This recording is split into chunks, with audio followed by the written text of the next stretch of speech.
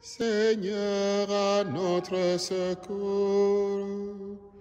Gloire au Père et au Fils et au Saint-Esprit. Dieu qui est, qui était et qui vient, pour les siècles des siècles. Amen. Alléluia.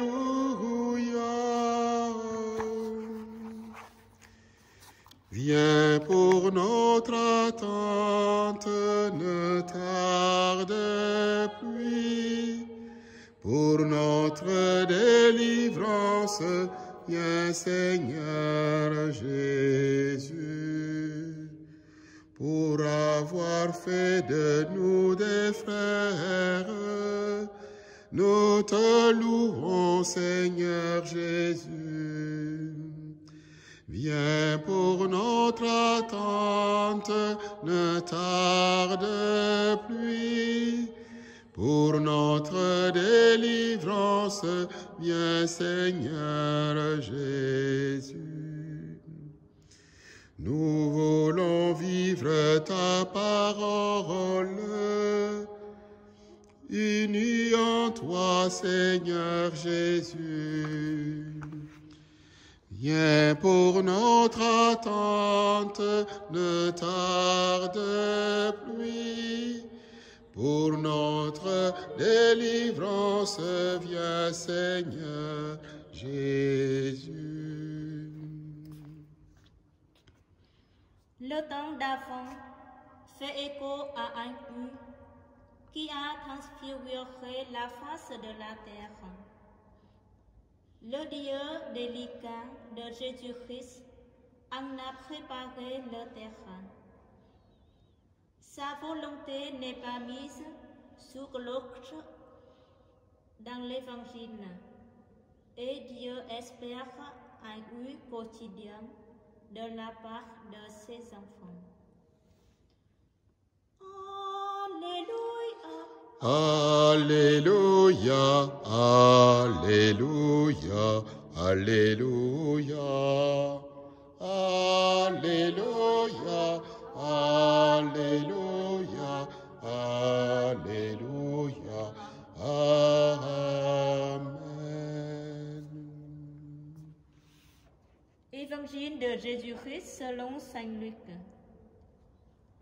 En ce temps-là, Marie rendit grâce au Seigneur en disant: Mon âme exalte le Seigneur, et suit mon esprit en Dieu mon Sauveur. Il s'est penché sur son humble servante. Désormais tous les âges me diront bienheureuse. Le puissant fit pour moi des merveilles, saint est son nom.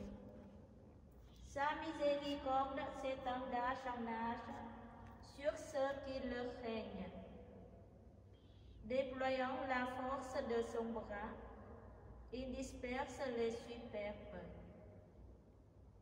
Il renverse les puissants de leur trône, il élève les humbles. Il comble de bien les affamés, renvoie les riches les mains vides.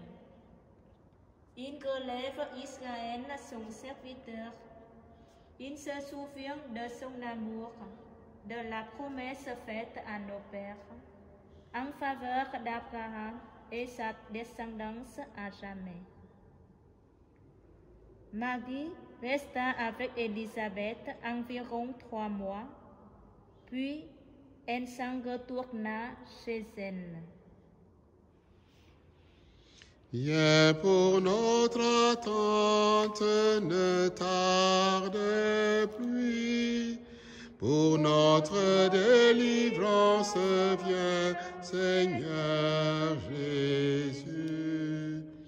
Tu es venu chez nous en pauvre, pour nous sauver Seigneur Jésus. Viens pour notre attente, ne tarde plus. Pour notre délivrance, viens Seigneur Jésus. Le Magnificat a vocation de traverser les âges et les générations, parce qu'il est surtout le cantique de Marie, Mère réjouie de Dieu, et il donne un écho à la première béatitude en une hymne des pauvres, charte de la nouvelle alliance de l'Évangile apportée à tous les peuples. Dès les premiers versets de Marie, il est question de son allégresse, de son humilité et de son bonheur. Marie elle-même chante la miséricorde de son Dieu et Seigneur, que c'est beau de reprendre en répond ce cantique chaque soir dans l'église de son Fils bien-aimé. Notons aussi la solidarité qui jaillit du cœur de cette jeune fille en voulant partager l'œuvre des bras du Seigneur à toute une descendance de ceux qui seront donnés par son propre Fils du haut de la croix comme ses enfants.